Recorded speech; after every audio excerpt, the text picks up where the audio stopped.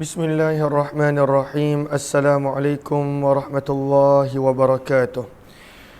Bismillah, alhamdulillah, wassalatu wassalamu ala habibillah Sayyidina Muhammad ibn Abdillah. On kan, mahadap sini. Wa ala alihi wa sahbihi wa mawalah. Subhanaka la ilma lana illa ma 'allamtana innaka antal alimul hakim. Wala hawla wala quwwata illa billahil aliyyil azim. Allahumma rabbi syrah lana sudurana wa yassir lana umurana wahlul 'uqdatam min alsinatina yafqahu aqwalana. Allahumma faqqihna fid din wa 'allimna at-ta'wil. Allahumma alhimna marashida umurina wa a'idna min syururi anfusina birahmatika ya rabbal alamin walhamdulillahi rabbil alamin. Alhamdulillah, alhamdulillah, syukur kepada Allah Subhanahu wa taala kita dapat bertemu lagi di dalam pembacaan hadis sabdaan junjungan mulia kekasih Allah baginda Rasul sallallahu alaihi wasallam. Mudah-mudahan meningkatkan pengetahuan kita dalam sabdaan Nabi sallallahu alaihi wasallam, dan seperti biasa kita masih lagi menggunakan kitab Jami' Tirmizi dan Sunan Tirmizi bersama para pelajar madrasah ibu saya, madrasah ataupun Ma'had Tahfiz Al-Quran Hidayatul Muttaqin lil Banat. Dan kita telah tiba pada riwayat yang ke-2421. Sebelum kita teruskan, apa kata kita perbetulkan dahulu niat kita. Moga-moga pertemuan kita adalah kerana Allah Subhanahu wa taala. Nawaitu ta'alluma wa ta'lim wa tadhakkura wa tadhkir wa naf'a wal intifa' wal ifadata wal istifadah wal hatha 'ala tamassuki bi kitabillah wa sunnati Rasulillah sallallahu alaihi wasallam wad du'a'i ila al huda wad dalalati 'ala al khair ibtigha'a wajhillah wa mardatih wa qurbih wa thawabih. Amin amin ya rabbal alamin. InsyaAllah selalunya pada luar Ramadan kelas kita pada waktu siang, pembacaan hadis kita pada waktu siang. Namun pada bulan Ramadan dengan niat untuk menghidupkan malam-malam Ramadan, kita buat pada waktu malam. Cumanya memandangkan ada pelajar madrasah yang masih lagi belum sihat, maka selalunya kita buat daripada jam 12 hingga 3. Namun malam ini kita mungkin buat kurang daripada itu insya-Allah. Okey, kita masih lagi berkenaan tentang tajuk mahsyar. Baca dulu sanad dia 2421.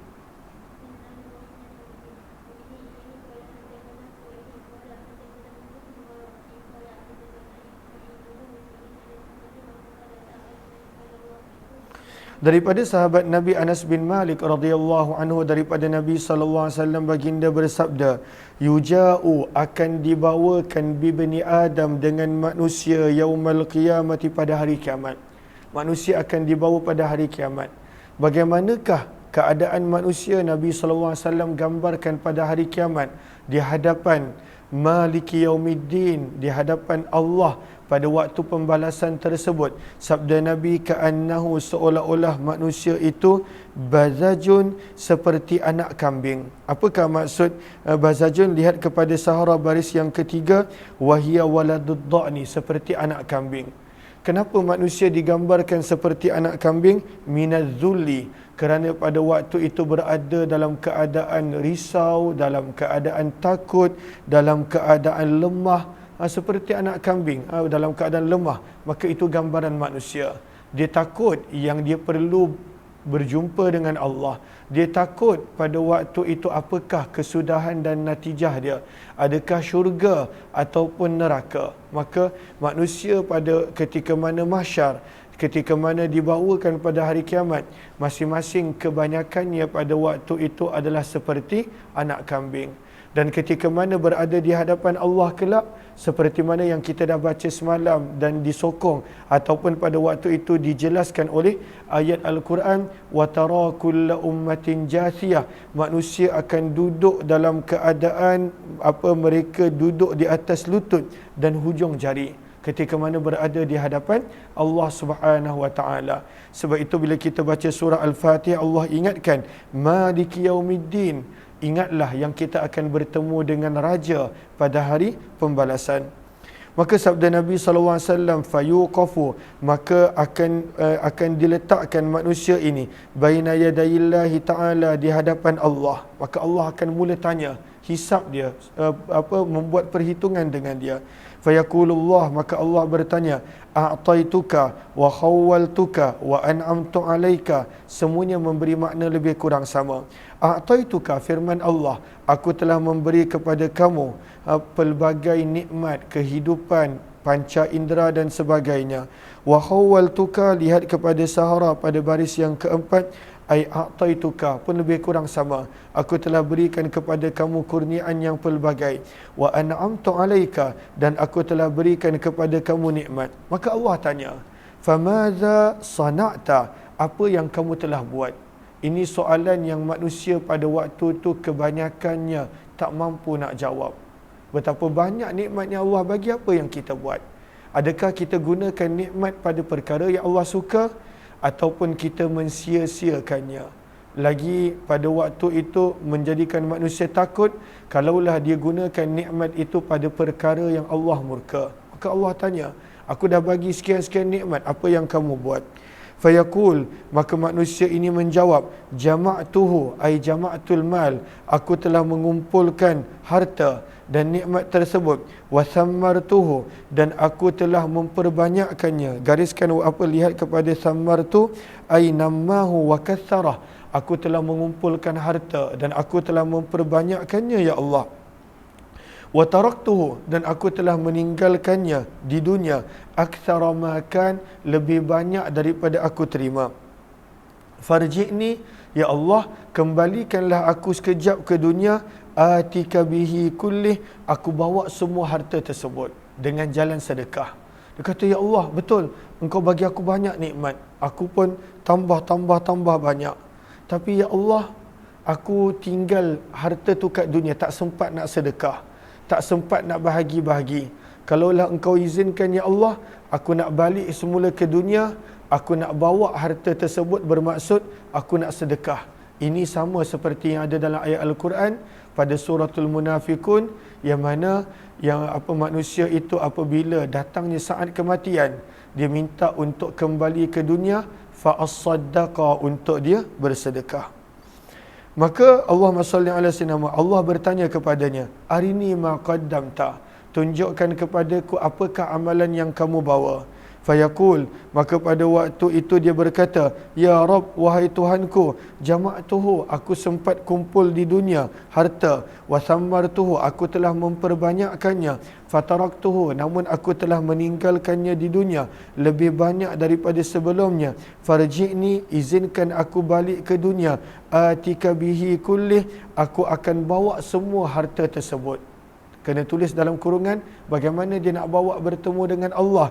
Bil infak, pada waktu itu dengan dia infak dan sedekahkan. Waktu ni baru dia nak sedekah. Dah mati, dah bertemu dengan Allah. Maka sabda Nabi SAW, faiza, maka sebenarnya abdun, hamba tersebut, lam yuqaddim khaira, dia tidak membawa sebarang amalan baik, fayumda bihi ilan nar, maka akan dibawa dengannya ke neraka. Dia nak minta peluang, 2 kali dia minta, bahkan berkali-kali dia akan minta dengan Allah, ya Allah, hantar aku balik ke dunia, hantar aku balik ke dunia, aku nak sedekah, nak infakkan dengan nikmat yang engkau bagi. Namun pada waktu itu sudah terlambat, tidak akan ada lagi peluang. Dan dia berkata Imam Tirmizi, dan sungguh telah meriwayatkan hadis ini lebih daripada seorang daripada Hasan, walam yusniduh, dan mereka tidak membawa sanadnya. Dan Ismail bin Muslim didhaifkan di dalam periwayatan hadis, dan di dalam bab ini ada juga riwayat daripada Abu Hurairah, Abu Sa'id Al-Khudri. Sebab itu janganlah kita berkira-kira dengan nikmat yang Allah bagi kepada kita. Kongsikan pada bulan Ramadan yang mana memang Allah melipat kali gandakan pahala dan ganjaran. Riwayat 2422, teruskan.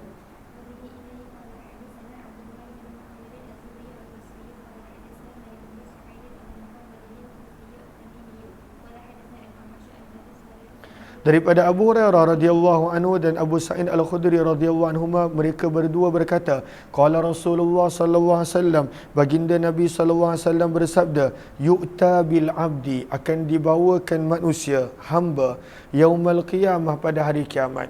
Yang mana dalam hadis yang kita baca semalam, akan ada 3 aradat, akan ada 3 pertemuan dengan Allah.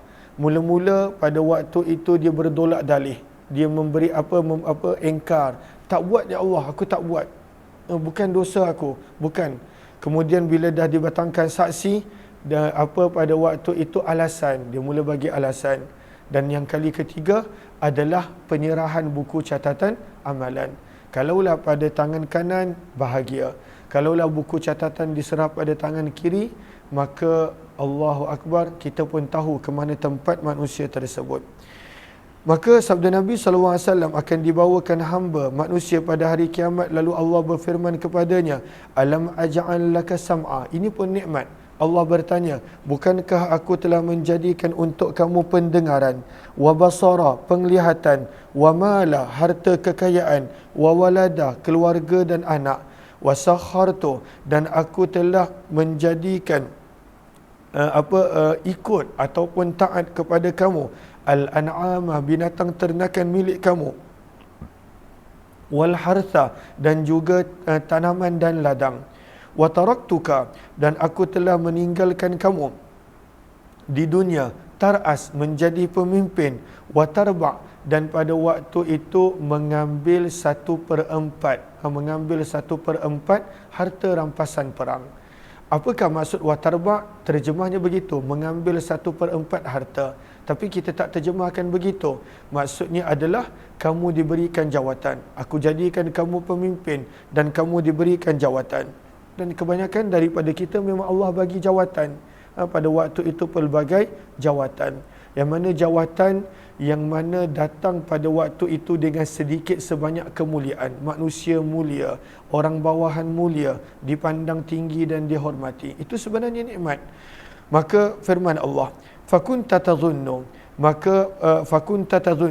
maka kamu menyangka, annaka mulaq, maka adakah kamu menyangka bahawa sesungguhnya kamu akan bertemu denganku pada hari ini?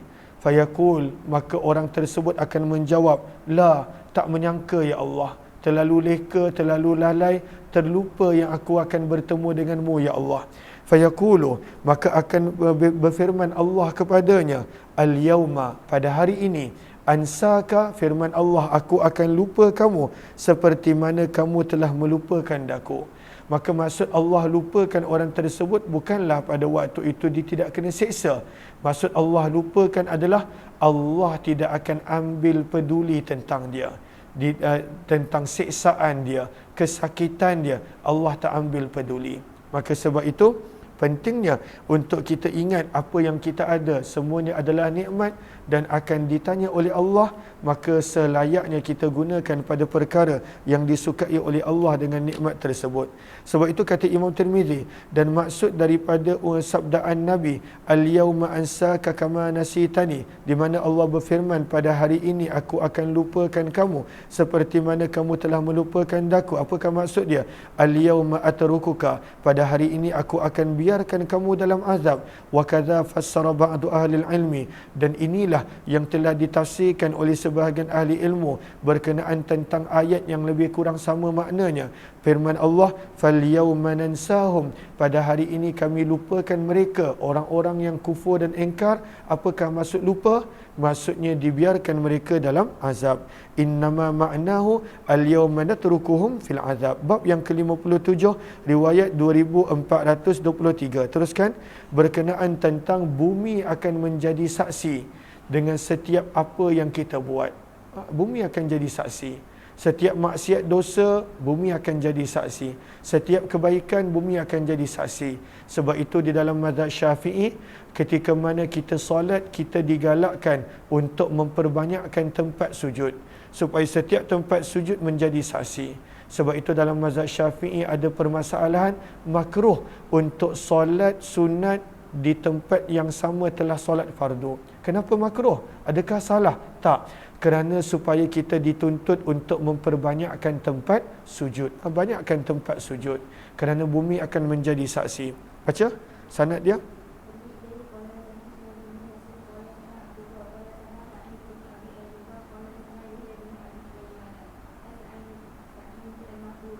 Daripada Abu Hurairah radhiyallahu anhu, beliau berkata Nabi sallallahu alaihi wasallam telah membaca firman Allah, yauma idzin tuhadditsu akhbaraha, surah Zalzalah ayat yang keempat.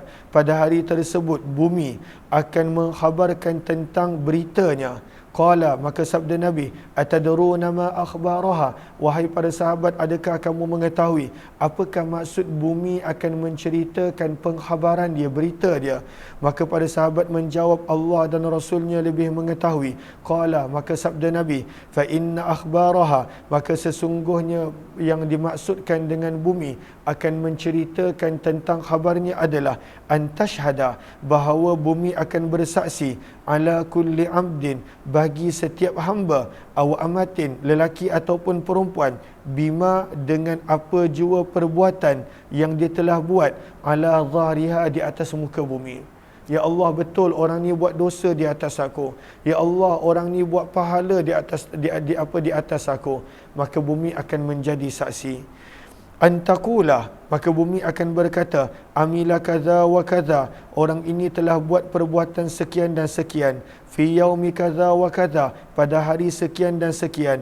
Qala, maka sabda Nabi, bihadza amaraha, maka dengan ini Allah telah memerintahkan bumi untuk memberikan penyaksian pada hari kiamat. Maka sebab itu, bila kita nak melakukan perkara yang Allah tak suka, kita kena ingat bumi akan menjadi saksi, walaupun kita rasa tak ada sesiapa yang nampak apa yang kita buat. Bab yang ke-58 berkenaan tentang as-sur. As-sur maksudnya adalah sangkakala yang akan ditiup oleh malaikat Israfil kelak. Maka lihat kepada Arafah pada baris yang pertama. Pada baris yang kedua, inna sur alal hay'ah al-makhrutiyah, ada yang menggambarkan bahawa sangkakala berbentuk seperti belalai. Dia punya bentuk dia adalah seperti belalai, belalai gajah ataupun belalai binatang. Riwayat yang ke-2424, teruskan.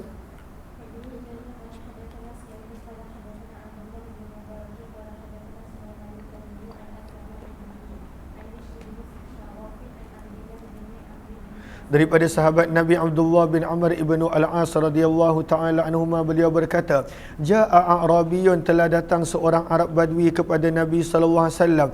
Faqala, lalu bertanya, Masur, wahai Rasulullah, apakah itu sangkakala? Yang kita nampak dalam Al-Quran pun ada sebut, yauma yunfakhu fis-sur, pada hari di mana akan ditiupkan akan ditiupkan padanya sangkakala. Maka Arab Badui ini tanya, apakah itu sur, wahai Rasulullah, sangkakala? Qal, maka sabda Nabi, qarnun, berbentuk seperti tanduk, yunfahu, dan akan ditiup fihi padanya. Lihat kepada Sahara, mislu qarn fi syakal, bentuknya adalah seperti tanduk. Hadis ini adalah hadis yang hasan sahih dan sungguh telah meriwayatkannya lebih daripada seorang daripada Sulaiman At-Taimi, dan kami tidak mengetahuinya kecuali daripada periwayatan tersebut. Riwayat 2425, teruskan.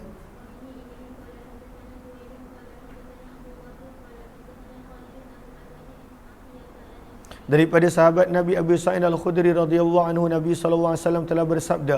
Hadis ini nak menggambarkan yang malaikat peniup sangkakala dah bersedia bila-bila masa. Yang mana kalaulah Allah maklumkan je, dia terus tiup, dia dah bersedia. Maka sabda Nabi, wa kaifa an'am, dan bagaimanakah nak merasai dan bagaimana boleh merasai senang lenang, dan bagaimana boleh bersenang lenang. Wa kaifa an'um, bagaimana aku boleh bersenang lenang? Sabda Nabi SAW, waw itu adalah waw haliyah, dalam keadaan sahibul qarni, malaikat yang meniup sangkakala, qadil taqamal qarna, telah meletakkan sangkakala pada mulutnya. Apakah maksud iltaqama? Wad'u tarfil qarni fi famih. Meletakkan sangkakala pada mulut dia. Dia dah letakkan sangkakala pada mulut dia. Wastama'al idhna, dan dia mendengar dengan teliti pada waktu itu keizinan daripada Allah. Mata yu'maru bin nafhi, bilakah akan diperintahkan kepadanya untuk meniup sangkakala? Fayanfuh, maka dia akan segera meniup. Maka Nabi tanya, macam mana aku boleh bersenang lenang? Macam mana aku boleh merasai nikmat? Padahal malaikat sangkakala telah bersedia untuk meniup sangkakala.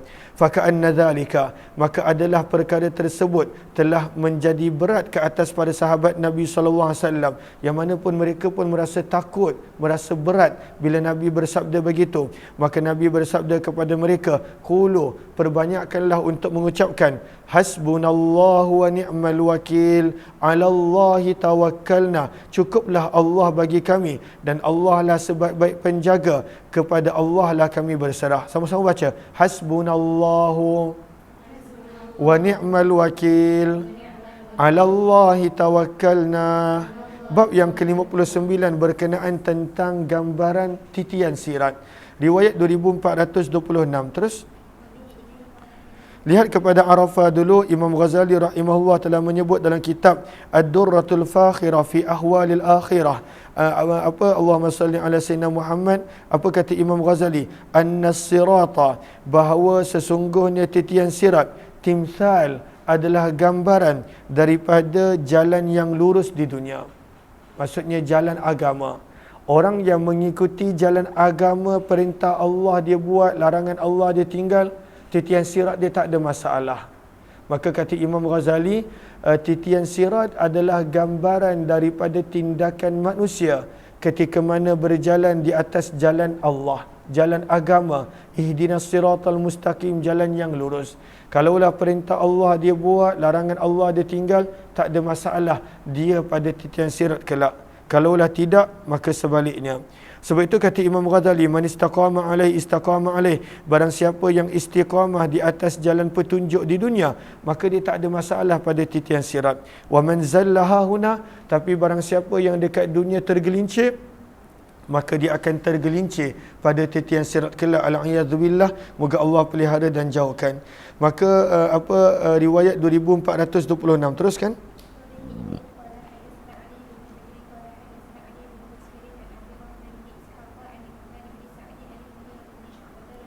Daripada sahabat Nabi Mughirah bin Syu'bah radhiyallahu anhu, beliau berkata bahawa Nabi sallallahu alaihi wasallam bersabda, syiarul mu'min, tanda orang beriman di atas titian sirat, mereka akan mengucapkan Rabbi sallim sallim. Baca Rabbi sallim sallim.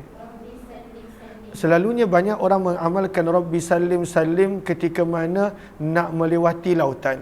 Tapi sebenarnya boleh nak diamalkan, tak ada masalah, sebab makna dia pun bagus. Ya Allah selamatkan, Ya Allah selamatkan. Tetapi dalam hadis, sebenarnya inilah ucapan orang beriman ketika mana berada di atas titian sirat. Rabbi, wahai Tuhanku, salim, sejahterakanlah, selamatkanlah daku. Salim, sejahterakanlah, selamatkanlah daku. Riwayat yang ke-2427. Teruskan sanad dia.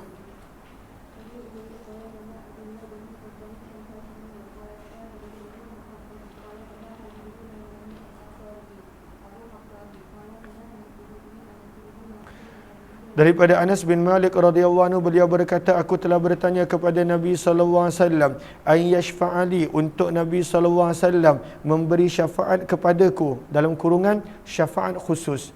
Adapun syafaatul uzma, syafaat umum, maka itu Nabi akan beri kepada semua manusia, bukan sekadar umat baginda sahaja. Maka Anas bin Malik minta supaya Nabi beri kepadanya syafaat khusus pada hari kiamat. Maka Nabi bersabda, ana fa'il, aku akan lakukan. Maka berkata Anas, ya Rasulullah, wahai utusan Allah, fa aina atlubuka, maka di manakah aku boleh mencari kamu kalaulah aku memerlukan syafaat kamu pada hari kiamat? Qala, maka sabda Nabi, utlubni, carilah daku, awwala ma tatlubuni, pada tempat yang pertama engkau nak mencari aku, ala sirat, pada titian sirat. Carilah daku pada titian sirat. Kemudian qultu, berkata Anas, fa illam alqaka ala sirat, kalaulah aku tak mendapati kamu pada titian sirat, maka sabda Nabi, fatlubni, carilah daku di tempat neraca timbangan amalan, al-mizan. Qultu, Anas bin Malik bertanya lagi, fa illam alqaka, kalaulah aku tak berjumpa kamu di mizan pada tempat timbangan amalan, maka sabda Nabi, fadlubni, maka carilah daku di telaga haudku, fa inni, kerana sesungguhnya aku la ukhti'u, tidak akan melewati ataupun tidak akan melepasi hadhihi thalathal mawatin, kecuali pada 3 tempat ini, iaitu di sirat, mizan dan juga pada telaga haud. Terus bab yang ke-20 berkenaan tentang syafaat Nabi sallallahu alaihi wasallam.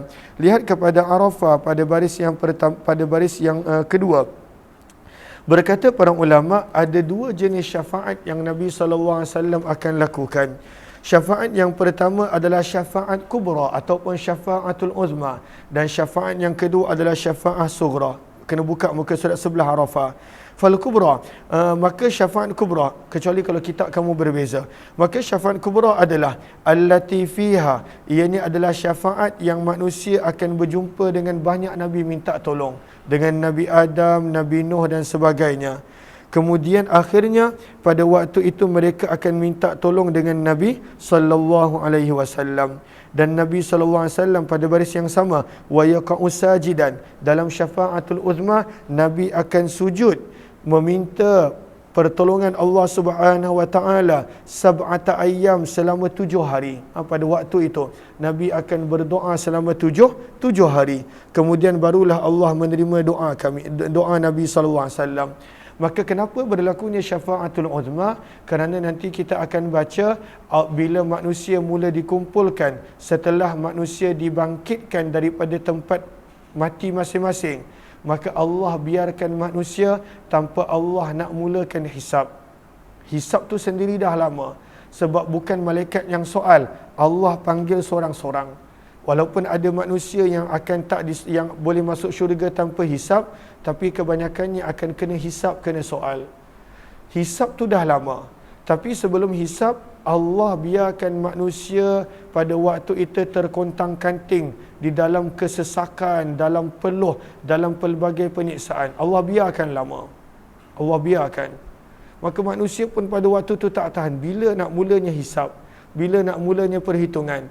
Di situlah mereka minta tolong dengan semua Nabi, yang mana akhirnya Nabi SAW bantu, bukan untuk memasukkan ke dalam syurga, tetapi supaya Allah mulakan hisab, Allah mulakan perhitungan. Dan syafaat sughra pula adalah syafaat pada waktu itu yang diberikan secara individu ataupun berkelompok, dan ini yang Allah SWT sebut dalam Al-Quran, illa man adzina lahur rahman, kecuali orang-orang yang Allah izinkan untuk memberi syafaat daripada para nabi, orang yang jaga Al-Quran, para ulama, orang-orang yang melakukan amalan yang Allah suka, mereka pun pada waktu itu boleh memberi syafaat kepada individu-individu yang tertentu. Baca riwayatnya, sanad dia.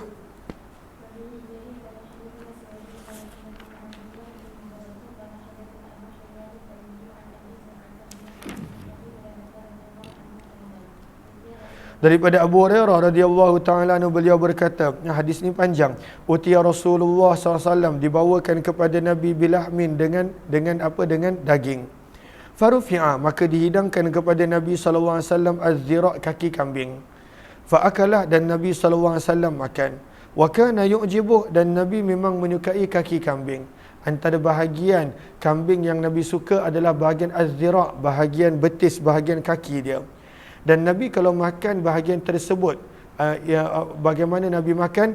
Fanahasha minhu nashah, Nabi akan makan dengan menggigit terus. Nabi kalau makan, Allahumma salli ala sayyidina Muhammad, bahagian betis kambing tersebut, kaki kambing tersebut, Nabi akan gigit terus bahagian tersebut. Thumma qala, kemudian Nabi bersabda, ana sayyidun nas, akulah pemimpin kepada manusia pada hari kiamat.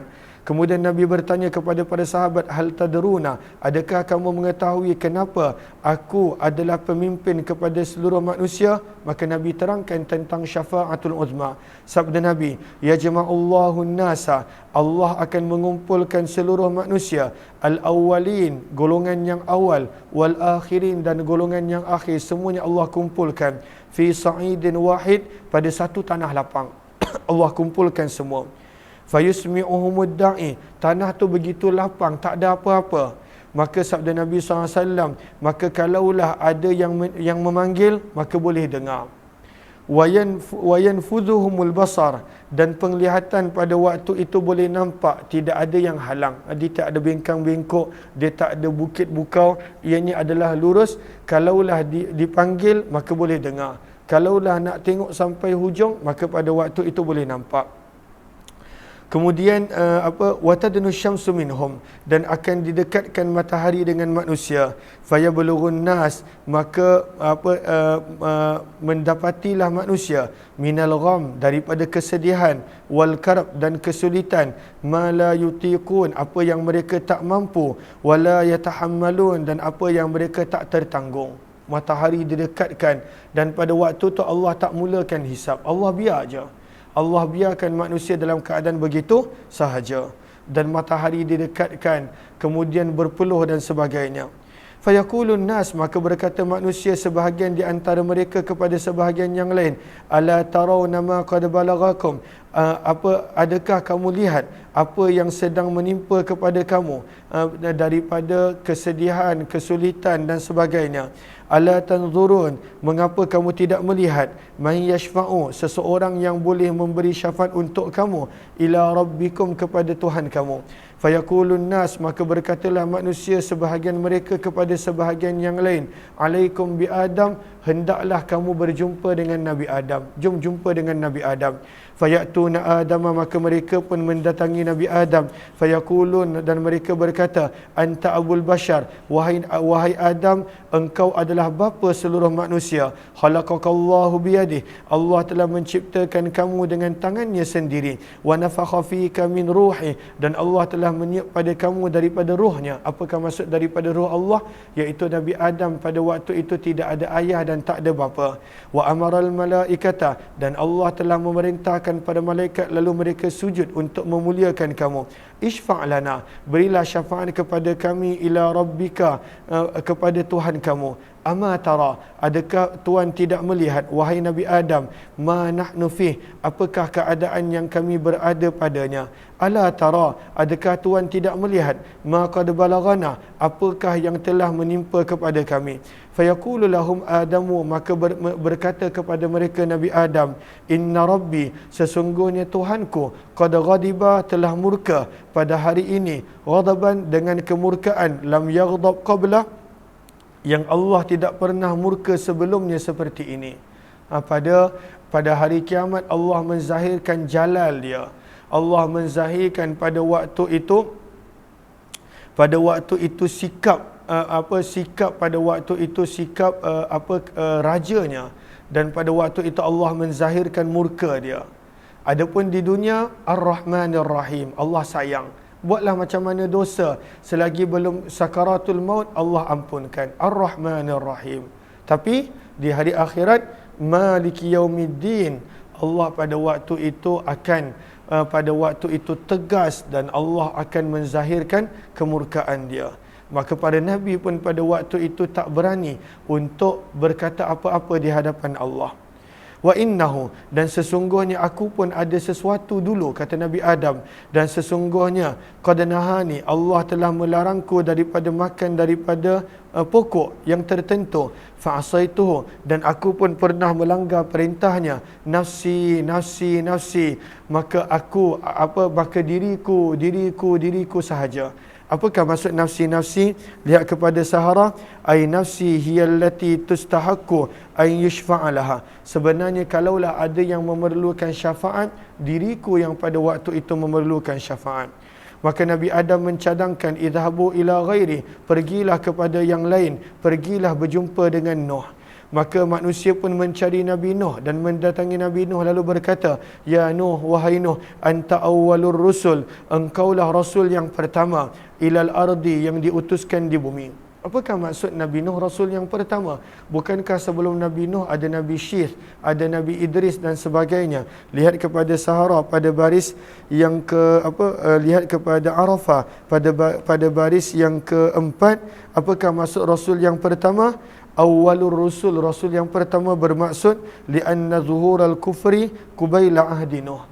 Kerana permulaan seorang Nabi dihantarkan kepada orang yang ingkar, orang yang tak beriman adalah Nabi Nuh. Sebelum daripada itu semuanya orang yang beriman. Dan muncullah kemudiannya orang-orang yang mula kufur dan ingkar sebelum pada zaman Nabi Nuh. Maka Nabi Nuh adalah yang pertama yang diutuskan kepada golongan yang kufur dan ingkar. Maka sebab itu disebut sebagai Rasul yang pertama. Dan sungguh Allah telah menggelarkanmu sebagai abdan syakura, hamba yang sangat bersyukur. Kalau kita lihat dalam Al-Quran firman Allah, "Dzurriyyatan man hamalna ma'a Nuh, innahu", sesungguhnya adalah Nuh, kana abdan syakura, hamba yang sangat bersyukur. Wahai Nuh, bantu kami. Allah suka dengan engkau. Allah panggil engkau dengan panggilan abdan syakura, hamba yang sangat bersyukur. Isfa' lana, mintalah syafaat untuk kami, ila rabbika, kepada Tuhanmu. Ala tara ma nahnu fih, adakah Tuhan tidak melihat keadaan yang kami berada? Ala tara ma qad balagana, adakah Tuhan tidak melihat keadaan yang sedang menimpa kami? Maka menjawablah kepada mereka Nabi Nuh, sesungguhnya Tuhanku telah murka pada hari ini dengan kemurkaan lam yaghdab qablah, yang mana Allah tidak pernah murka sebelumnya seperti ini. Walan yaghdaba, dan Allah tidak akan murka selepas daripadanya seperti ini. Wa innahu, dan sesungguhnya aku pun ada kekurangan. Ini pandangan Nabi Nuh. Bukanlah Nabi Nuh melakukan dosa, tidak. Pada Nabi maksum. Dan apakah yang Nabi Nuh maksudkan? Sesungguhnya aku ada satu doa yang mana aku telah doakan untuk kebinasaan kaumku. Nafsi, nafsi, nafsi, diriku, diriku, hanya diriku. Idhabu ila ghairi, pergilah kamu kepada selain daripadaku. Pergilah berjumpa dengan Ibrahim. Fayatuna Ibrahim. Maka Nabi Adam tolak, Nabi Nuh tolak. Maka mereka pun berjumpa dengan Nabi Ibrahim. Maka manusia semuanya berkata, "Wahai Ibrahim, anta nabiyullah, dikaulah Nabi Allah, wa khaliluh, dan kekasihnya daripada penduduk bumi. Fashfa' lana, maka berilah syafaat untuk kami, ila rabbika, di hadapan Tuhanmu. Ala tara ma nahnu fih, adakah Tuhan tidak melihat keadaan yang kami berada padanya?" Maka menjawab Nabi Ibrahim dengan jawapan yang sama. "Inna Rabbi, sesungguhnya Tuhanku telah murka pada hari ini dengan kemurkaan lam yaghdab qablahu mislah, tidak pernah Allah murka sepertinya sebelum ini. Walan yaghdaba, dan sama sekali Allah tak akan murka selepasnya seperti ini. Wa inni, dan sesungguhnya daku telah berkata tidak benar sebanyak 3 kali." Sebenarnya bukanlah Nabi Ibrahim berbohong, tapi pada waktu itu Nabi Ibrahim menggunakan kiasan. Tetapi pada waktu itu Nabi Ibrahim meletakkan dirinya pada keadaan dia tak layak nak meminta apa-apa daripada Allah. Apakah 3 keadaan tersebut? Lihat kepada Sahara pada baris yang kedua. Yang pertama, bila Nabi Allah Ibrahim dah hancurkan semua bahala milik rakyat Namrud. Dan pada waktu itu mereka tanya, "Siapa yang buat ini wahai Ibrahim?" Maka Nabi Ibrahim menjawab, "Bal fa'alahu kabiruhum hadha." Yang telah melakukan adalah berhala kamu yang paling besar. Fas'aluhum, maka tanyalah dia kenapa dia buat. Maka itu satu. Yang kedua, ketika mana mereka pada waktu itu mengajak Nabi Ibrahim untuk ikut mereka untuk satu hari perayaan, dan Nabi Ibrahim pada waktu itu memberi jawapan, "Inni sakim, sesungguhnya aku tak sihat dan aku tak dapat ikut." Dalam surah As-Saffat ayat 89. Dan yang ketiga, ketika mana Nabi Ibrahim ditangkap oleh Raja Mesir dan ditanya, "Siapakah wanita di sebelah kamu?" Dan pada waktu itu Sarah adalah isterinya, dan Nabi Ibrahim menjawab, "Ini adalah ukhti, saudara perempuanku." Maka ini salah satu kadzibat yang dimaksudkan. fadzakarahunna, maka Nabi Ibrahim telah menyebutkan ketiga-tiganya. Dan kemudian Allahumma salli ala fadzakarahunna Abu Hayyan, dan Abu Hayyan menyebutkan ketiga-tiganya di dalam periwayatan hadis. Kemudian Nabi Ibrahim berkata, nafsi, nafsi, nafsi, hanya diriku, hanya diriku, hanya diriku, aku tak boleh nak tolong. Idhabu ila ghairi, pergilah kamu minta tolong, minta syafaat daripada selainku, pergilah berjumpa dengan Musa. Maka kali ketiga manusia ini ditolak. Tapi manusia tak putus asa, sebab mereka pun tak tahan dengan siksaan, nak menanti bilakah hisab, bilanya perhitungan. Dalam keadaan ramai manusia bersesak-sesak, tenggelam dalam peluh. Pada waktu itu matahari sangat dekat, dalam keadaan macam-macam ujian di padang mahsyar. Maka fayatuna Musa, maka manusia pun mula mendatangi Nabi Musa, lalu berkata, wahai Musa, engkau adalah utusan Allah, faddalakallahu, Allah telah melebihkan kamu dengan risalat, dengan kerasulannya, wa bikalamihi, dan Allah telah melebih kamu dengan engkau adalah orang yang boleh berbicara kepada Allah berbanding manusia lain, ala nas, berbanding manusia lain. Ishfa' lana, berilah syafaat untuk kami kepada Tuhanmu. Ala tara, adakah Tuhan tidak melihat keadaan kami yang kami berada? Maka pada waktu itu Nabi Musa menjawab, inna rabbi qad ghadiba al-yawma ghadaban lam yughdab qablahu mithlah, sesungguhnya Tuhanku sedang berada dalam keadaan murka pada hari ini, kemurkaan yang mana tidak pernah Allah murka sebelumnya seperti ini, dan sama sekali Allah tak akan murka selepasnya seperti ini. Dan sesungguhnya aku pernah terbunuh satu nyawa lam umar yang aku tidak diperintahkan untuk membunuhnya. Tidak, nafsi, nafsi, nafsi, hanya diriku, hanya diriku, hanya diriku. Pergilah kamu berjumpa dengan Nabi Isa. Fayatuna Isa, maka manusia mendatangi Nabi Isa dan berkata, wahai Isa, engkaulah utusan Allah dan kalimahnya yang Allah telah letakkan pada Maryam, dan waruhum minhu, dan engkau pada waktu itu ditiupkan roh daripada Allah, wa kallamtan nas, dan Allah telah memberikan kamu kelebihan boleh berbicara sewaktu di dalam buayan, sewaktu masih baby. Berilah syafaat kepada kami di sisi Tuhanmu, tidakkah Tuhan melihat keadaan kami yang kami berada padanya? Maka menjawab Nabi Isa, sesungguhnya Tuhanku telah murka pada hari ini dengan kemurkaan yang tidak pernah Allah murka sebelumnya seperti ini, dan sama sekali Allah tak akan murka selepasnya seperti ini. Walam yadhkur dzamba, dan Nabi Isa tidak menyebutkan sebarang kesalahan ataupun kekurangan yang beliau lakukan. Lihat kepada Arafah, maka pada baris yang ke-2, 4, 6 daripada bawah, wa fi ba'dir riwayat, baris yang kelima daripada bawah, wa fi ba'dir riwayat, pada sebahagian riwayat menyebutkan Nabi Isa pun ada memberi sebab dan alasan, wal uzru, dan alasannya adalah ittikhadun nas, manusia menjadikan setelah beliau diangkat, beliau dan ibunya sebagai Tuhan selain daripada Allah. Mereka menjadikan Nabi Isa dan ibunya sebagai Tuhan selain daripada Allah Subhanahu wa taala. Maka kata Nabi Isa, nafsi, nafsi, hanya diriku, hanya diriku, hanya diriku, pergilah kamu kepada selain daripadaku, pergilah jumpa dengan Muhammad. Maka manusia pun mula mencari Nabi SAW. Maka mereka mendatangi Nabi SAW dan berkata, wahai Muhammad, engkau adalah utusan Allah, penutup segala Nabi, wa ghufira, dan telah diampunkan untuk kamu dosa-dosa yang terdahulu dan kemudian. Ishfa' lana, berilah syafaat untuk kami di sisi Tuhanmu. Ala tara, adakah Tuhan tidak melihat, ma nahnu fih, apa keadaan yang kami berada padanya. Fa'antaliku, maka Nabi terangkan kenapa Nabi adalah Sayyidun Nas, penghulu segala manusia. Maka sabda Nabi, maka aku akan pergi, fa'ati, dan aku akan mendatangi di bawah arasy Allah, fa'akhirru sajida, dan aku akan sujud pada waktu itu di Rabbi, kepada Tuhanku. Thumma yaftahullahu alayya, kemudian pada waktu itu Allah akan membuka kepadaku min mahamidihi, daripada pujian-pujian yang aku pun tak tahu sekarang, wa husni thana, dan kata-kata pujian yang indah untuk Allah, lam yaftahu, yang Allah tidak pernah mengilhamkannya, memberikannya kepada seorang pun sebelum daripadaku.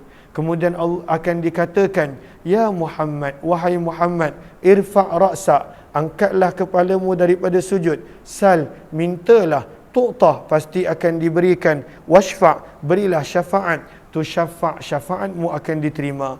Maka sabda Nabi SAW, fa'arfa'u ra'si, maka aku pun mengangkat kepalaku lalu berkata, wahai Tuhanku, ummati, selamatkanlah umatku. Ya Rabbi, wahai Tuhanku, ummati, ay irham, kasihanilah umatku. Ya Rabbi, wahai Tuhanku, ummati, kasihanilah umatku. Bayangkan Nabi SAW, yang mana sunnah Nabi pun kita buat tak buat, yang mana ajaran Nabi pun kita ala kadar kita lakukan kadang-kala.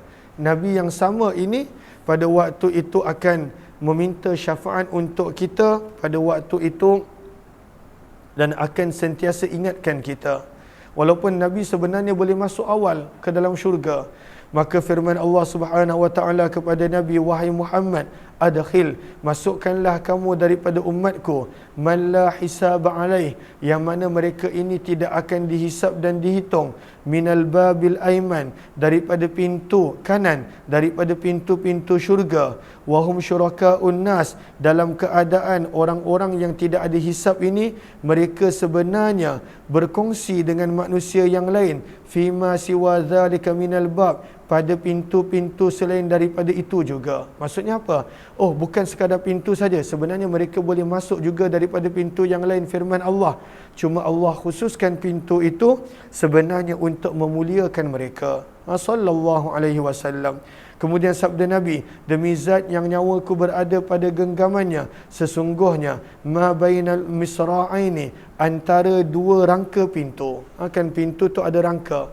Maka sabda Nabi, luasnya pintu syurga, antara dua rangka pintu syurga, berapakah jaraknya? Min masari'il jannah, daripada rangka-rangka pintu syurga, seperti mana jarak di antara Mekah dan Hajar. Masya Allah. Pada waktu itu jarak antara Mekah dan Hajar sangat besar. Dan sabda Nabi SAW, dan jaraknya adalah di antara Mekah dan Busra, yang terletak di Syam. Maka jarak antara pintu syurga daripada satu palang ke satu palang, pintu yang sama, bukan pintu yang berbeza, jaraknya adalah daripada Mekah ke Hajar ataupun daripada Mekah ke Busra. Dan dalam hadis yang lain Nabi bersabda, walaupun begitu besar pintu syurga, akan datang waktu di mana manusia bersesak-sesak untuk memasukinya. Dan dalam bab ini ada juga riwayat daripada Abu Bakar, Anas, Uqbah bin Amir, Abu Sa'id radhiyallahu taala anhu. Bab yang ke-61. Teruskan 2429.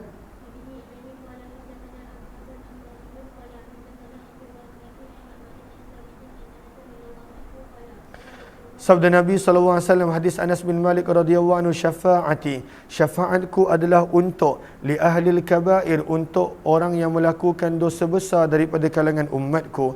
Maka apakah maksud syafaat Nabi hanya untuk orang yang melakukan dosa besar? Maka lihat kepada Sahara pada baris yang kedua, maksudnya adalah syafaat Nabi adalah untuk liyudha'as sayyi'at, untuk mengampunkan dosa.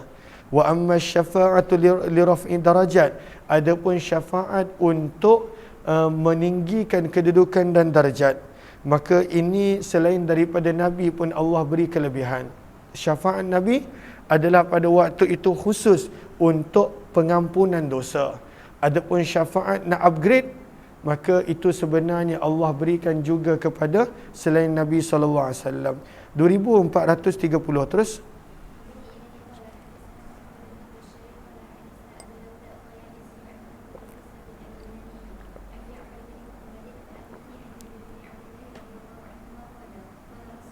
Sabda Nabi SAW, syafaatku li ahlil kabair, untuk mereka yang melakukan dosa besar daripada kalangan umatku. Apakah maksud ungkapan tersebut? Syafaat Nabi berperanan untuk mengampunkan dosa, bukan meninggikan darjat, bukan upgrade, untuk mengampunkan dosa.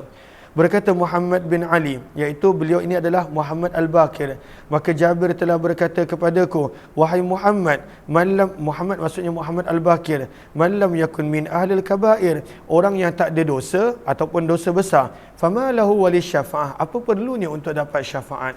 Orang yang tak ada dosa, maka dia tak perlu pun syafaat Nabi.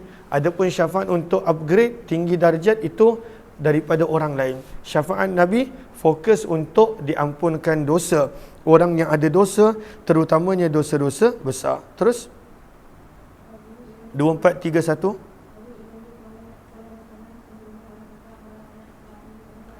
Ini adalah berapakah jumlah orang yang masuk syurga tanpa hisab. Masya Allah. Moga Allah golongkan kita daripada kalangan ini. Terus baca wabila qalasan hasan.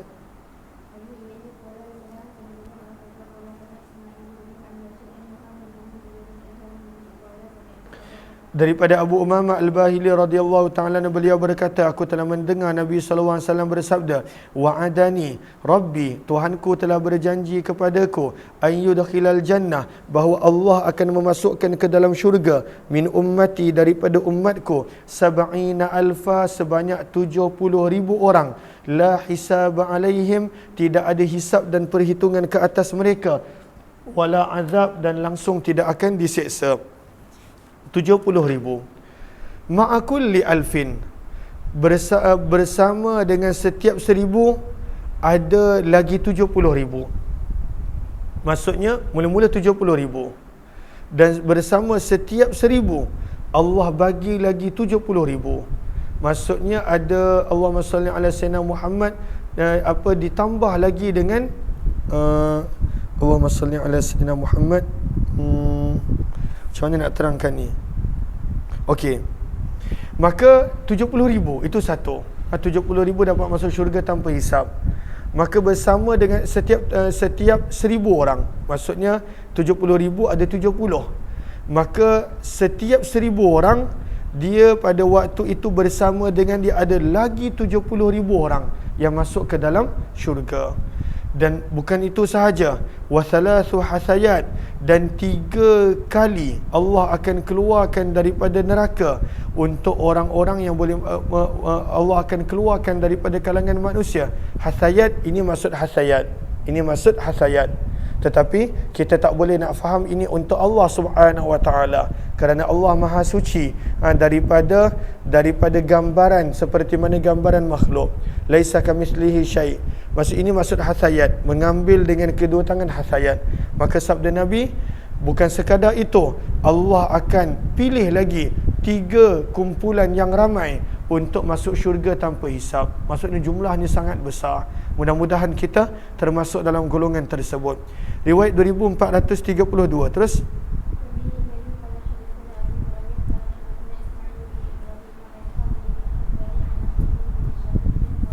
daripada Abdullah bin Syakib, beliau berkata, aku pernah bersama dengan satu rahat. Rahat bermaksud kumpulan di antara 3 ke 9 orang. Aku pernah bersama dengan satu kumpulan di tempat yang bernama Ilyak. Di manakah Ilyak? Gariskan Sahara, iaitu di Baitul Maqdis. Satu tempat di Baitul Maqdis. Maka salah seorang daripada mereka telah berkata, aku telah mendengar Nabi SAW bersabda, akan masuk ke dalam syurga dengan syafaat seorang daripada kalangan umatku. Siapakah seorang ini? Para ulama berbeza pendapat. Gariskan bawah tu, ada mengatakan Uthman bin Affan, ada mengatakan Uwais Al-Qarni. Akan masuk ke dalam syurga dengan syafaat umat Nabi, bukan Nabi SAW, umat Nabi. Jumlah mereka lebih banyak daripada kabilah Banu Tamim. Dan kabilah Banu Tamim ini adalah satu kabilah yang ahlinya ramai, penduduknya ramai. Maka ditanya, apa qila? Maka ditanya, ya Rasulullah, wahai utusan Allah, siwaka, adakah orang yang beri syafaat ini selain kamu? Adakah umat bukan kamu? Maka Nabi menjawab, siwa, ya, yang boleh memberi syafaat ini adalah selain daripadaku. Falamma qama, maka apabila sahabat ini berdiri, maka Abdullah bin Syakik bertanya, man hadza, siapakah sahabat ini? Maka mereka menjawab, beliau adalah Ibnu Abil Jaz'a radhiyallahu anhu. Hadis ini adalah hadis yang hasan sahih gharib, dan Ibnu Abil Jaz'a namanya adalah Abdullah bin Abil Jaz'a, wa innama yu'rafu lahu, dan hanya diketahui beliau hanya ada satu hadis sahaja. Namun kata para ulama, sebenarnya ada satu lagi hadis, ada 2 hadis yang beliau meriwayatkan daripada Nabi SAW. Jelas ke jelas? 2433. Terus ini menerangkan umat Nabi SAW pun pada waktu itu boleh memberi syafaat. Umat Nabi Tadi ada umat Nabi, ada yang mengatakan orang tersebut adalah Uthman ataupun Uwais Al-Qarni. Dia boleh memberi syafaat untuk jumlah yang ramai seperti kabilah Banu Tamim. Begitu juga riwayat berikut ini. Terus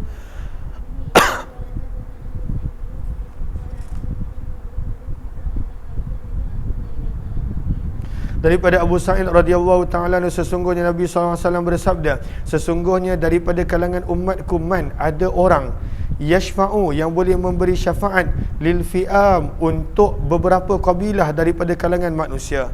Al fi'am ay qabail, beberapa kabilah. Kabilah tu adalah kumpulan keluarga yang sangat besar, macam Quraisy kabilah, macam macam Aus kabilah. Kabilah satu kumpulan manusia yang ramai. Sabda Nabi, dan ada di antara mereka yang diizinkan untuk memberi syafaat untuk satu kabilah. Ada di antara umatku yang diizinkan untuk memberi syafaat untuk satu usbah. Apakah usbah? Lihat kepada Sahara, iaitu di antara 10 ke 40 orang. Orang Arab panggil usbah, kelompok kecil, antara 10 ke 40 orang. Dan ada yang pada waktu itu boleh memberi syafaat lirrajul, hanya untuk seorang lelaki. Hatta, lihat kepada Sahara baris yang bawah, maka hatta di sini bermakna kai. Maka ada yang boleh memberi syafaat kepada seorang lelaki, hatta aikai, supaya agar mereka semua masuk ke syurga. Maka dahsyatnya umat Nabi, bukan sekadar Nabi SAW boleh memberi syafaat, illa man adina lahur rahman, memberi maksud umat-umat Nabi yang terpilih, mereka pun pada waktu itu boleh memberi syafaat. Ada yang berjumlah besar, ada yang pada waktu itu hanya untuk seorang. 2, 4, 3, 4. Terus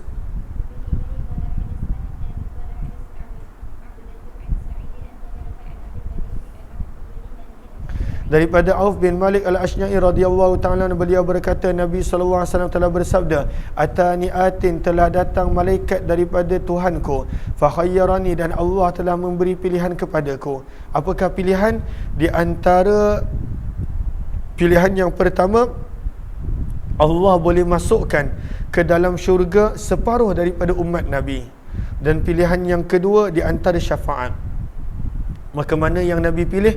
Fakhtartu syafa'ah, maka Nabi SAW pilih syafaat. Kerana dengan syafaat Nabi berusaha untuk memasukkan lebih daripada separuh, bahkan sebanyak mungkin daripada umat baginda ke dalam syurga. Wahia liman mata, maka siapakah yang berhak untuk mendapat syafaat Nabi?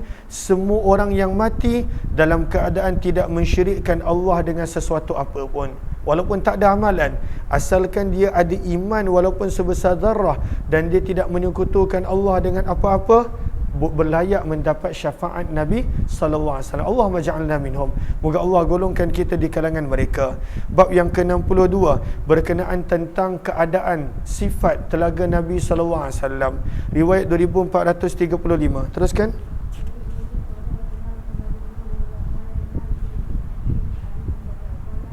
Terus baca satu nafas. Dah mula ni. Terus pendek dia sanad dia. Ulang balik.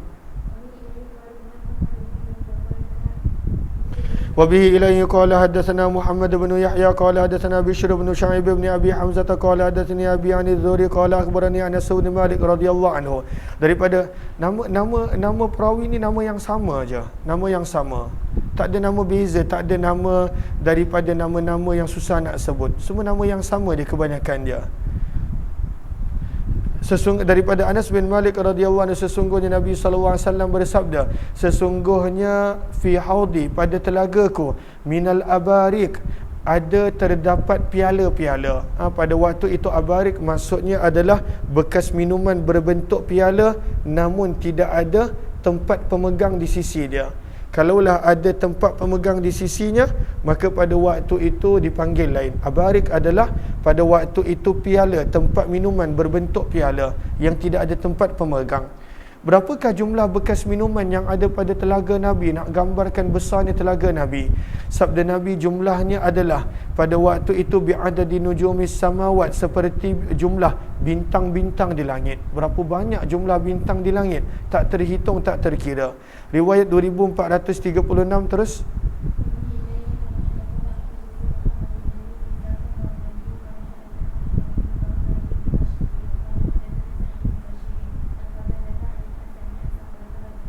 Daripada Samurah bin Jundub radhiyallahu taala beliau berkata Nabi sallallahu alaihi wasallam bersabda, sesungguhnya setiap nabi ada haud, setiap nabi ada telaga. Setiap Nabi ada. Apakah maksud setiap Nabi ada? Lihat kepada Sahara pada baris yang kedua. Berkata para ulama, berkata Imam Tibi, makna yang pertama secara hakikat setiap Nabi ada telaga, dan makna yang kedua adalah diambil bermaksud majaz, bermaksud kiasan. Bererti setiap Nabi pada waktu itu dikurniakan ilmu dan hidayah serta petunjuk. Maka ada dua penafsiran. Terus maka sabda Nabi SAW, setiap Nabi mempunyai telaga, dan sesungguhnya mereka berbangga siapakah yang paling ramai umatnya yang akan datang, waridah yang akan datang. Sabda Nabi SAW, dan sesungguhnya aku berharap an akuna adalah aku yang paling ramai yang akan datang untuk minum daripada telagaku. Hadis ini adalah hadis yang gharib, dan sungguh telah meriwayatkan Asy'as bin Abdul Malik hadis ini daripada Hasan daripada Nabi SAW secara mursal. Bab yang ke-63 berkenaan tentang bekas-bekas minuman, piala-piala yang digunakan untuk minum daripada telaga Nabi. 2437. Teruskan. Muhammad bin Ismail maksudnya Imam Bukhari. Ini antara hadis yang Imam Tirmizi ambil daripada Imam Bukhari. Terus sebenarnya Imam Tirmizi belajar hampir bertahun-tahun, lebih daripada 5 tahun dengan Imam Bukhari. Cumanya dia hanya belajar setelah selesai penulisan Sahih Tirmizi ataupun hampir selesai. Sebab itu tak banyak. Tapi sebenarnya Imam Tirmizi belajar lama dengan Imam Bukhari, ketika mana Imam Bukhari membawa diri, menyelamatkan diri daripada pemerintah zalim yang pada waktu itu ingin menyiksa beliau. Terus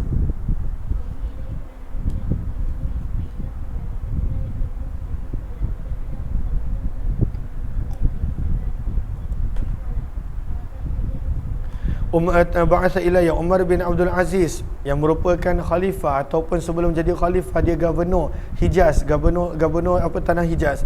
Maka Umar bin Abdul Aziz telah menghantar surat kepadaku, kepada Abu Salam Al-Habashi. Fahumiltu 'alal barid, maka aku telah dinaikkan ke atas bagal. Al-barid maksudnya bagal. Al-barid maksudnya adalah pos, maksudnya pengangkutan yang dikirimkan, tapi di sini maksudnya adalah bagal.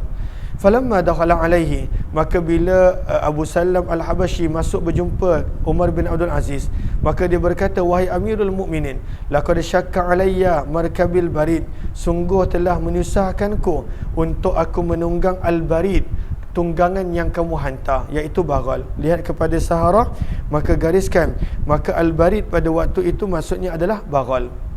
Maka berkata Khalifah Umar, wahai Abu Salam, ma aradtu, bukanlah aku ingin untuk menyusahkan kamu, walakin balagani, akan tetapi telah sampai kepadaku, anka, berkenaan kamu, sepotong hadis yang kamu menceritakan, yang kamu meriwayatkan hadis tersebut daripada Thauban, daripada Nabi, berkenaan tentang telaga Nabi. Fa ahbabtu, maka aku ingin, aku suka untuk tusyafihani, mendengar terus daripada kamu, bihi, dengan hadis tersebut.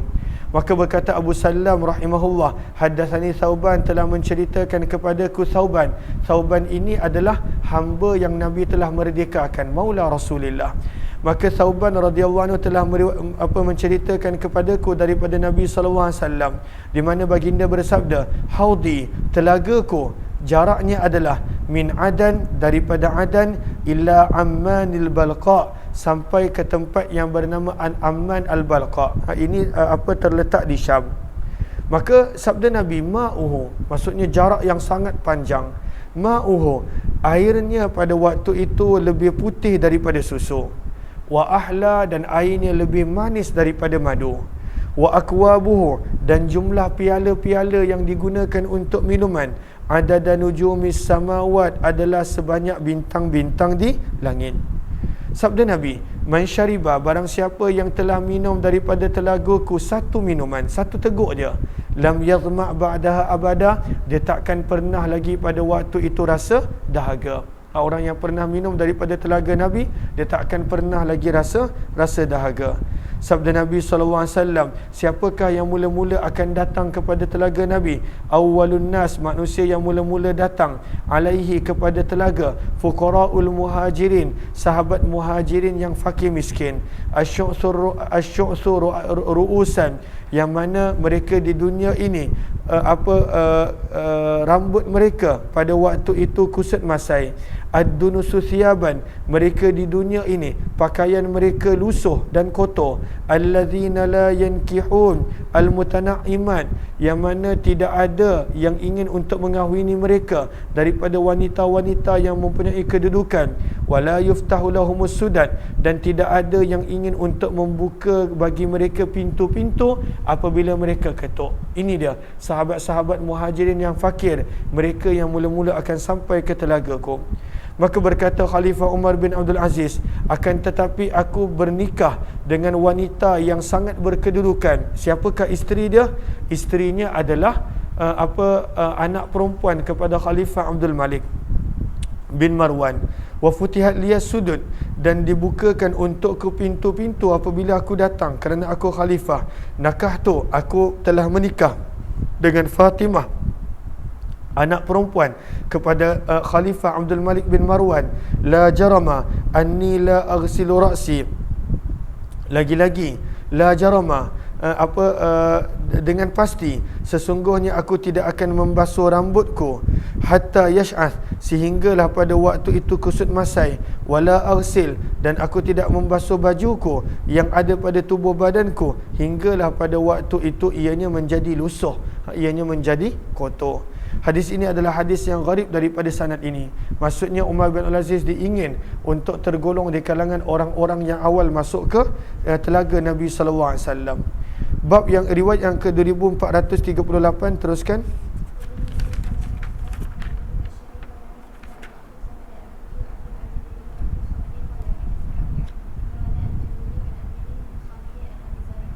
Daripada Abu Zar radhiyallahu anhu, beliau berkata, aku telah bertanya, wahai utusan Allah, apakah itu aniyatul haud, bekas minuman telaga kamu wahai Rasulullah? Maka sabda Nabi, wallazi, demi zat yang nyawaku berada di dalam genggamannya, la aniyatuhu, adalah bekas minuman telagaku lebih banyak daripada bilangan bintang-bintang di langit, wa kawakibiha, dan bintang-bintang yang terdapat pada malam, muzlimatin, yang gelap. Sebab bila malam tu gelap, lagi banyak bintang-bintang yang kita boleh nampak. Mushiyatin, dalam keadaan tidak berawan. Min aniyatil jannah, dan bekas minuman ini sebenarnya adalah bekas minuman yang didatangkan daripada syurga. Barang siapa yang minum daripada telaga tersebut, lam yazma', tidak akan pernah berasa dahaga, akhirama alaih, sampai ke penghujung. Arduhu, luasnya telaga tersebut adalah seperti mana panjangnya jarak yang terdapat di antara Amman hingga ke Ailah. Ma'uhu, airnya adalah lebih putih daripada susu dan lebih manis daripada madu. Terus riwayat bab yang ke-64, riwayat 2439. Terus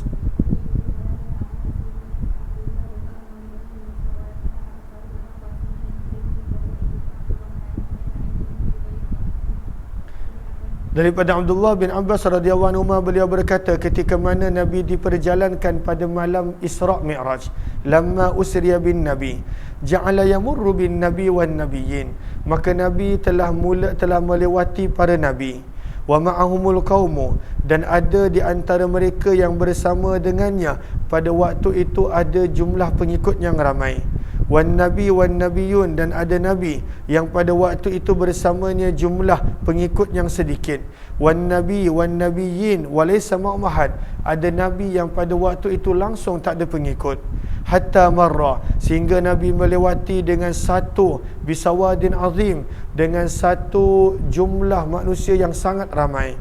Maka Nabi bertanya, siapa ini? Maka dikatakan, inilah Musa dan kaumnya, pengikutnya. Walakin, akan tetapi wahai Muhammad, irfa', angkatlah kepala kamu, fanzur, dan lihatlah. Sabda Nabi SAW, fa'idha huwa sawadun azim, maka tiba-tiba aku ternampak ada satu jumlah manusia yang sangat ramai. Qad saddal ufuk, sungguh telah memenuhi kaki langit, min zal janib, daripada penjuru sana dan juga penjuru sini. Maksudnya daripada kanan dan kiri penuh, nampak begitu banyak manusia. Maka dikatakan maka dikatakan, inilah umatmu wahai Muhammad, wasiwa haula, dan selain daripada mereka ini, daripada umatmu, sab'una alfan, ada 70,000 orang yang masuk syurga tanpa hisab. Fadakhala walam yas'aluh, maka Nabi SAW telah masuk ke mana? Kena tambah di situ, kata para ulama yang mensyarahkan, maka Nabi telah masuk fi ba'di hujurati azwajih, pada rumah sebahagian ummahatul mukminin, tak disebut rumah siapa. Walam yas'aluh, dan para sahabat tak sempat tanya kepada Nabi tentang siapa orang yang masuk syurga tanpa hisab. Walam yufassir lahum, dan Nabi pun tak menjelaskan. Maka mereka mula berkata sesama sendiri, nahnuhum, mungkin yang masuk syurga tanpa hisab ini adalah kita. Wa qala qailun, ada yang berkata, hum abna'ul ladzina wulidu 'alal fitrah wal Islam, mereka itu adalah anak-anak yang lahir di dalam Islam. Maka Nabi SAW pada waktu itu keluar dan Nabi bersabda, siapakah orang yang masuk syurga tanpa hisab? Humul ladzina la yaktawun, mereka adalah orang yang tidak berubat dengan menggunakan besi panas.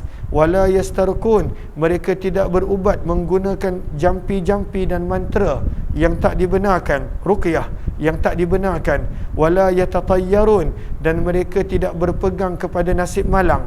Wa ala rabbihim yatawakkalun, dan mereka bertawakal kepada Tuhan mereka. Maka lihat kepada Sahara pada baris yang pertama, maka kata para ulama, hum hadza min sifatil awliya. Adapun orang yang pada waktu itu langsung tak berubat bila sakit, mereka ini adalah orang-orang yang pada waktu itu darjat mereka tinggi, kedudukan mereka tinggi, mereka boleh sabar ketika mana dengan ujian. Wa ammal awam, hujung baris yang kedua, adapun orang biasa macam kita, maka diberikan kelonggaran pada untuk berubat dan juga untuk mengambil rawatan. Okey. Maka bangkit seorang sahabat, dia bila dengar Nabi cerita, dia pun semangat, ada orang boleh masuk syurga tanpa perlu hisab. Maka bangkitlah Ukashah bin Mihsan, maka dia berkata, adakah aku daripada kalangan mereka wahai Rasulullah? Maka Nabi menjawab, ya. Kemudian bangkit lagi sahabat yang lain, dalam riwayat Bukhari menyebut daripada kalangan Ansar. Faqala, maka dia berkata, ana minhum, adakah aku pun daripada kalangan mereka? Maka Nabi menjawab, sabaqaka biha Ukashah, telah mendahului kamu dengan perkara tersebut Ukashah. Lihat kepada Sahara, ka'annahu lam yu'zan lahu fi dhalikal majlis bid-du'a illa liwahid. Mungkin Nabi hanya dibenarkan untuk pada waktu itu memberikan kepastian hanya kepada seorang sahabat sahaja. Dan di dalam bab ini ada juga riwayat daripada Abdullah bin Mas'ud dan Abu Hurairah. Riwayat yang ke-1440. Tolong buat air panas tu. Ada yang dalam apa yang dah siap tu, dekat atas meja tu, tertarik ke apa. Baca 2440 terus.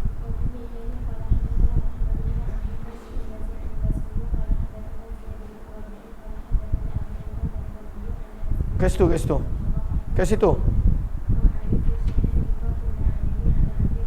Daripada Anas bin Malik radhiyallahu ta'ala, beliau berkata, ma'arifu syai'an, aku tidak mengetahui suatu amalan pun, mimma kunna alaih, yang pernah kami buat pada zaman Nabi SAW, yang kekal pada waktu ini.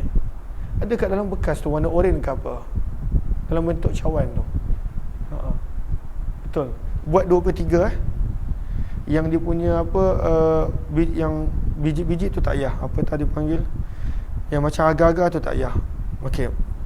Maka kata Anas bin Malik, aku tidak mengetahui sesuatu apa pun daripada amalan yang kami pernah buat pada zaman Nabi yang kekal pada waktu ini. Maka berkata Abu Imran Al-Jawni, aina solah, bagaimana dengan solat? Zaman Nabi pada waktu itu kamu solat, kami pun solat pada zaman ini. Maka menjawab, berkata Anas bin Malik, awalam tasna'u fi salatikum ma qad alimtum, bukankah kamu melakukan perbuatan di dalam solat kamu yang kamu sendiri tahu? Apakah maksudnya?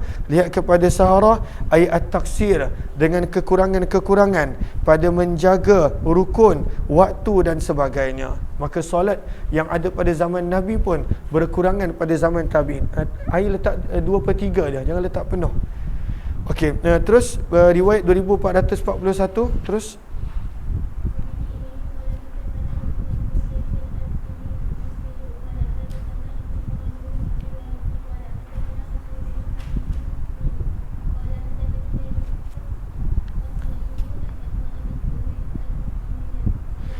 Daripada sahabat Nabi Asma binti Umais Al-Khathamiyah radhiyallahu anha, beliau berkata, aku telah mendengar Nabi SAW bersabda. Ini tentang sifat-sifat golongan mereka, sifat-sifat yang tidak disukai oleh Allah dan Rasul. Mudah-mudahan kita boleh menjauhkan diri daripada mereka-mereka yang mempunyai sifat-sifat yang seperti ini. Ada banyak. Pada waktu itu kita boleh take note. Maka siapakah? Firman Allah, bi'sal abdu, celakalah, buruklah keadaan seorang hamba, abdun, seorang hamba, takhayyala, yang dia menyangka dirinya paling baik daripada orang lain. Takhayyala, khiyal, dia menyangka dirinya bagus daripada orang lain, lebih baik daripada orang lain. Lihat kepada Sahara, ay takhayyala lahu annahu khairun min ghairihi. Maka celakalah, binasalah seorang yang menganggap dirinya lebih baik daripada orang lain. Wahtala, dan dia berlaku sombong. Wanasiyah, dan dia lupa. Al-kabir al-muta'al, ada zat yang maha agung, al-muta'al, yang maha tinggi. Terima kasih. Wa bi'sal abdu, ini sifat yang pertama, orang yang merasa dirinya bagus dan dia sombong dan dia lupa Allah pada waktu itu memerhatikan dia.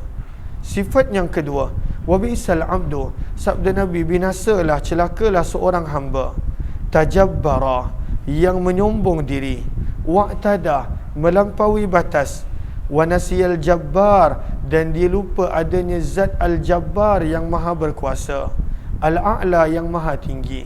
Maka ini sifat yang kedua, sombong dan membawa kepada bersikap melampaui batas. Yang ketiga, sabda Nabi, bi'sal abdu, celakalah, binasalah seorang hamba, abdun, seorang hamba, saha, yang dia lupa, walaha, dan dia lalai dan leka, wanasiya, dan dia lupa, al-maqabir, adanya tanah perkuburan, walbila, dan pada waktu itu akan lusuh segala tubuh yang segala pakaian yang ada pada tubuh badan. Apa yang dia ada semuanya akan ditinggalkan, akan lusuh, dilupa. Maka pada waktu itu menceritakan tentang hamba yang begitu lalai, begitu leka, begitu lupa, sampai diingat seolah-olah dia tak akan mati. Maka perangai dia, sikap dia dalam pada waktu itu berfoya-foya, melampaui batas. Maka ini yang ketiga. Yang keempat, bi'sal abdu, celaka dan binasalah hamba, abdun, seorang hamba, ata, yang melakukan kerosakan, ata ay afsada, watara, dan melampaui batas, wanasiyah, dan dilupa, al-mubtada'a, permulaannya. Apakah permulaan manusia? Letak dalam kurungan nutfah, ay mani. Wal muntaha, dan dilupa pengakhiran dia. Apakah pengakhiran manusia di dunia? At-turabu, tanah. Dilupa yang dia kena kembali ke tanah, maka pada waktu itu dia melakukan kerosakan. Yang kelima, sabda Nabi, bi'sal abdu, binasalah, celakalah seorang hamba, abdun, yaktilu, yang mencari dunia, bidin, dengan menggunakan nama agama. Maka celakalah orang ini. Seterusnya, bi'sal abdu, celakalah seorang hamba, yaktiluddin, yang mencari agama, bisyubuhat, dengan benda-benda yang penuh dengan keraguan. Dia nak cari agama tapi menggunakan jalan keraguan. Kemudian sabda Nabi, bi'sal abdu, celaka dan binasalah hamba, tama'un, yang mana ketamakan, yakuduhu, menariknya, dalam kurungan menarik ke mana? Ilal maksiyah, kepada kemaksiatan. Seterusnya yang seterusnya, bi'sal abdu, binasa dan celakalah hamba, hawa, yang mana nafsu, yudilluhu, menyesatkannya. Dan yang terakhir, bi'sal abdu, celaka dan binasalah hamba, rughbun, yang mana ketamakan, yudhilluhu, menjadikan dia hina. Moga Allah pelihara dan jauhkan kita daripada manusia yang berperangai seperti ini. 2442, teruskan.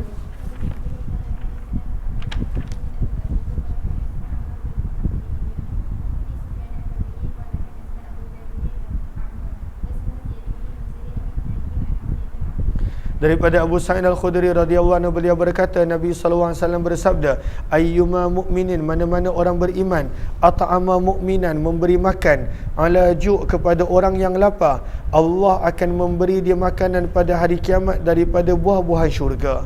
Wa ayyuma mu'min, dan mana-mana orang beriman memberi memberi minuman kepada orang beriman yang lain, ala dhama', dalam keadaan dia dahaga, Allah akan memberi dia minuman daripada ar-rahiq. Apakah ar-rahiq? Tulis di situ safwatul khamar, maksudnya adalah arak syurga. Allah akan memberinya minuman daripada arak syurga, al-makhtum, dalam bekas yang terpelihara dan ditutup dengan kasturi. Al-masun, al-makhtum ay al-masun, dengan bekas yang terpelihara dan penutupnya adalah daripada kasturi. Dan mana-mana orang beriman kasa, yang memberi pakaian kepada orang beriman yang lain dalam keadaan tidak berpakaian, kasahullah, Allah akan memberinya pakaian berwarna hijau daripada syurga. Riwayat 2443. Maka hadis ini adalah galakan untuk kita membantu, menolong orang-orang Islam yang lain. 2443 terus.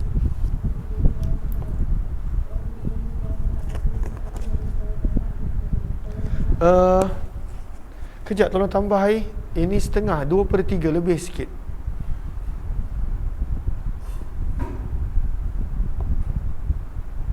Ni 3, 2/3 maksudnya lebih separuh. Kalau setengah itu 1/2, 2/3, tapi jangan penuh. Okay, terus baca.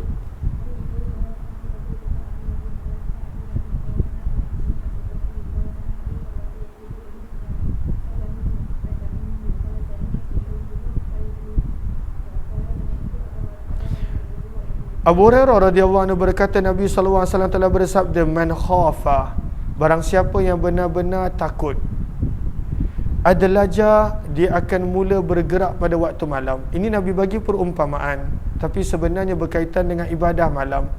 Orang dulu, kalaulah dia takut kena serang, dan selalunya serangan berlaku pada awal pagi, selalunya sebab dulu tak ada lampu, tak ada apa, tak ada kecanggihan, tak ada night vision dan sebagainya.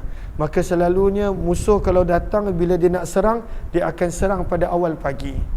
Maka bila seseorang itu dia risau dia kena serang dengan musuh, maka dia akan bergerak meninggalkan tempat pada awal malam.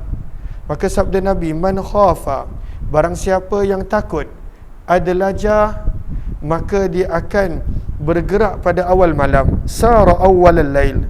Wa man adlaja, dan barang siapa yang bergerak pada awal malam, balaghal manzil, dia akan sampai ke tempat yang dia nak tuju. Sebenarnya ini menggambarkan juga tentang ibadah malam. Barang siapa yang takut kepada Allah, maka dia akan beribadah daripada awal malam ataupun sekurang-kurangnya hujung malam. Dan barang siapa yang beribadah pada waktu malam, dia akan sampai ke tempat yang dia nak tuju, iaitu keredaan Allah Subhanahu wa taala. Ala, sabda Nabi, ketahuilah sesungguhnya barang dagangan Allah itu mahal. Apakah barang dagangan Allah? Keredaan Allah, syurga Allah mahal. Dia bukan boleh dapat dengan mudah. Bukan sekadar dengan kita buat 1-2 benda amalan kita layak dapat. Maka Allah ingatkan bahawa syurga Allah, keredaan Allah itu mahal. Dan Nabi ulang sekali lagi, ketahuilah sesungguhnya sil'atullah, barang dagangan Allah, iaitu syurga dan keredaan Allah itu adalah mahal. Hadis ini adalah hadis yang hasan gharib. Kami tidak mengetahuinya kecuali daripada periwayatan Abu Nadar. 2444 terus.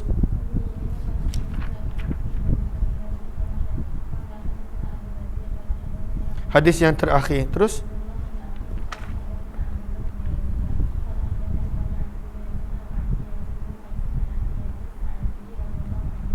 Daripada Atiyah As-Sa'di radhiyallahu anhu, dan beliau termasuk daripada kalangan sahabat Nabi sallallahu alaihi wasallam, baginda bersabda, la yablughul 'abdu, tidak akan sampai seorang hamba untuk tergolong daripada kalangan orang-orang yang bertakwa. Takwa ni level yang tinggi, sehingga dia belajar meninggalkan, hatta yada'a ayatruka, sehingga dia belajar meninggalkan perkara yang tidak menjadi masalah untuk dilakukan. Ma la ba'sa bihi, perkara yang tidak mengapa, yang tidak menjadi masalah bihi untuk dilakukan. Hadran, kerana risau dan takut. Lima bihi ba'sun, akan terjebak, akan melakukan tanpa sedar perkara yang haram. Maka dalam nak menjadi orang yang bertakwa, kena belajar meninggalkan sebahagian perkara yang boleh, yang bukan haram, yang harus. Risau takut kalaulah buat benda yang harus tadi, boleh terjatuh ke dalam benda yang haram. Sebagai contoh, apakah benda yang haram? Ghibat, mengumpat. Apakah hukum bercakap? Maka hukum bercakap pada waktu itu harus, boleh, tak ada masalah. Tapi dia pada waktu itu takut terjatuh ke dalam benda yang haram, ghibat, mengadu domba, maka dia mula meninggalkan perkara yang boleh, iaitu dia mula kurangkan percakapan, dia mula tinggalkan percakapan. Maka sabda Nabi, untuk mendapat level takwa, manusia kena mula belajar meninggalkan perkara yang boleh, yang tak haram, kerana risau dia akan terjebak ke dalam benda yang haram. Itu adalah level orang yang bertakwa. Kita jauh lagi, tapi mudah-mudahan kita boleh dapat. Last, hadis yang terakhir, 2445. Terus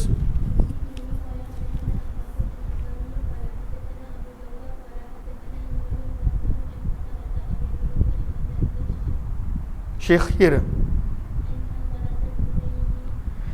daripada Hanzalah Al-Usaidi radhiyallahu anhu, beliau berkata, Nabi SAW bersabda, "Lau annakum takunun, kalaulah kamu boleh kekal berada pada tahap kama takununa indi, sebagaimana kamu sentiasa bersama denganku."